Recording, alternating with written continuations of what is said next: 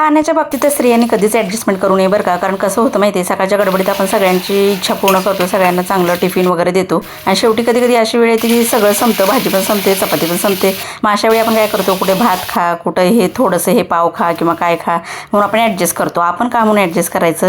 मला तर असं वाटतं आपण मस्तपैकी छानपैकी सगळ्यांचे डबे दिल्यानंतर आपल्या आवडीचं चमचमीतपणे मस्त छान मनाला वाटेल असं पण खायचं बरं का. अशा 10 मिनिटाच्या भाज्या मी कशा करते माहिती आहे.